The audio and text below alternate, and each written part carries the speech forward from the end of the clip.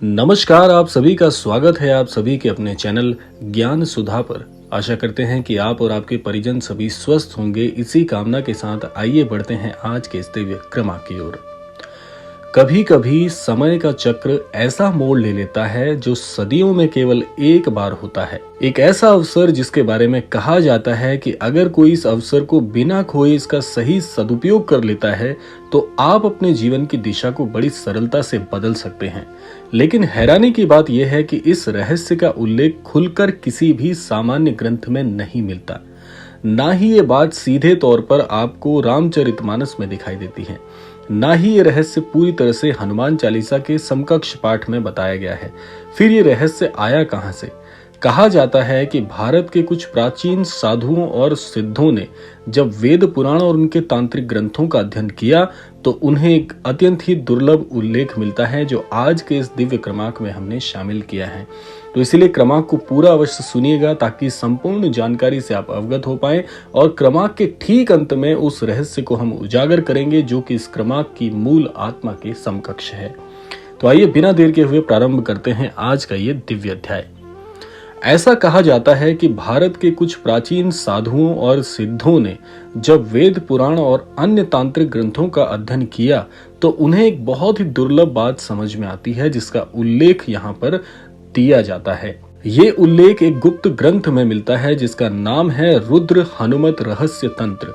ये ग्रंथ सार्वजनिक रूप से बहुत कम लोगों के पास है, बहुत कम लोगों तक इसका ज्ञान पहुंचा है। कहा जाता है कि इसमें समय के कुछ ऐसे संयोगों का वर्णन है जब ब्रह्मांड की ऊर्जा विशेष रूप से सक्रिय हो जाती थी और आश्चर्य की बात यह है कि उस ग्रंथ में एक विशेष गणना का वर्णन भी है जिसके अनुसार सैकड़ों वर्षों बाद मार्च के माह में एक ऐसा दिन भी आता है जब मनुष्य अपने जीवन की पूरी दिशा को बदल सकता है। लेकिन उससे पहले आपको एक बात समझनी होगी कि प्राचीन ऋषियों के अनुसार समय केवल घड़ी या कैलेंडर तक सीमित नहीं होता। समय एक ऊर्जा का चक्र है और ऊर्जा ही उस चक्र को पूरी तरह से गतिमान बनाती है। जब ग्रह, नक्षत्र और चंद्रमा एक विशेष स्थिति में आते हैं तो मनुष्य की चेतना और कर्म का प्रभाव कई गुना बढ़ जाता है। इसी कारण हमारे ऋषियों ने कुछ विशेष तिथियों पर साधना का विधान बताया है।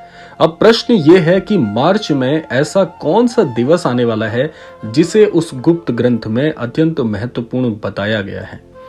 उससे पहले उस ग्रंथ में बताए गए 3 संकेत समझना जरूरी है। आइए जान लेते हैं वो 3 संकेत कौन से हैं। पहला संकेत है कि जब चंद्रमा शुक्ल पक्ष में बढ़ रहा होता है और सप्ताह का दिन मंगलवार या गुरुवार के आसपास आ जाए। दूसरा संकेत है उस दिन प्रातःकाल सूर्योदय के समय मन में असामान्य शांति महसूस हो। और तीसरा संकेत कहता है उस दिन भगवान हनुमान की उपासना करने पर मन तुरंत एकाग्र हो जाए। ग्रंथों में कहा गया है कि जब ये तीनों संकेत मिलते हैं तो वो दिन साधना के लिए अत्यंत शक्तिशाली बन जाता है। अब बात आती है उस विशेष चौपाई की या उस विशेष विधान की जो आपको इस दिन करनी है। वो चौपाई हनुमान चालीसा की सबसे शक्तिशाली पंक्तियों में से भी मानी जाती है। लेकिन उस गुप्त ग्रंथ में यह भी कहा गया है कि इस चौपाई को एक विशेष विधि से करना बहुत उपयुक्त होगा। पहले आप विधि समझ लीजिए और उसके बाद हम आपको बताएंगे कि श्री हनुमान चालीसा की वो चौपाई जो कि जग जाहिर है। आज हनुमान चालीसा के बारे में हर व्यक्ति जानता है और कई लोगों को हनुमान चालीसा पूरी तरह से कंठस्थ याद भी है। लेकिन फिर भी उसमें एक ऐसी चौपाई है जो विशेष इस दिन अगर की जाए पूरा जीवन पूरी तरह से आप परिवर्तित कर सकते हैं। पहले विधि सुन लीजिए और अंत में बताएंगे वो चौपाई क्या है। अब ध्यान से सुनिएगा वो विधि जो इस दिन आपको करनी है। उस दिन सुबह स्नान के बाद पूर्व दिशा की ओर मुख करके आपको बैठना है। अपने सामने भगवान हनुमान की तस्वीर या मूर्ति आपको स्थापित करनी है और एक दीपक प्रज्वलित करना है और मन को शांत करना है। फिर 11 बार गहरी सांस लेकर मन में एक संकल्प भी लेना है। बहुत से लोग यहाँ पर एक विधि करने में बहुत बड़ी चूक करते हैं, बहुत बड़ी गलती कर बैठते हैं। जब भी आप किसी प्रकार का कोई विशेष विधि विधान करते हो उस समय संकल्प लेना बहुत बहुत शक्तिशाली और उस विधि को संपूर्ण करने के लिए सबसे पर्याप्त चीज होती है। तो संकल्प आपने करना है कि मेरे जीवन में जो भी बाधाएं हैं हे महाप्रभु आप वो दूर करिएगा। एक छोटा सा संकल्प है, जो भी आपके इष्ट हों, चाहे वो श्री राम जी हों, चाहे हनुमान जी हों या अन्यत्र कोई भी देवी देवता हों, आप अपने इष्ट को याद करके ये एक छोटा सा वाक्य संकल्प स्वरूप में जरूर कहिएगा। इसके बाद उस चौपाई का 108 बार जाप करना है, लेकिन जाप करते समय एक बात विशेष ध्यान में रखनी है कि हर बार चौपाई बोलते समय अपने जीवन की किसी एक समस्या को मन से छोड़ने की भावना भी रखनी है। और ग्रंथ के अनुसार अगर ये साधना सही भावना से की जाती है तो व्यक्ति के जीवन में 3 परिवर्तन हमेशा हमेशा उस व्यक्ति को प्रत्यक्ष रूप से अनुभव होंगे। पहला परिवर्तन है कि आपके जीवन में किसी भी बड़े परेशानी का चाहे कितना ही गहरा भय क्यों ना हो, वो भय आपके जीवन से पूरी तरह से दूर हो जाएगा। दूसरा परिवर्तन है, आपके जीवन में चल रहे जितने भी काम हैं जिनमें बाधाएं पड़ रही थी, जो किसी न किसी प्रकार से लंबित हो रहे थे, वो सारे काम आपके बनने शुरू हो जाएंगे। तीसरा परिवर्तन है, अचानक ऐसे अवसर आपको मिलेंगे जो आपने कभी सोचे भी नहीं थे और नए नए मार्ग आपके लिए प्रशस्त होंगे, जहां से आपको सफलता 100% मिलकर रहेगी। लेकिन अब वो रहस्य जिसका आपको इंतजार था, और वो रहस्य हम आपको बता देते हैं कि एक तो वो तारीख कौन सी है मार्च में, और कौन सा वो दिव्य चौपाई का प्रभाव है जो आपको श्री हनुमान चालीसा में प्राप्त हो जाता है। तो सबसे पहले आप तारीख सुन लीजिए और उसके बाद आपको बताएंगे चौपाई क्या है।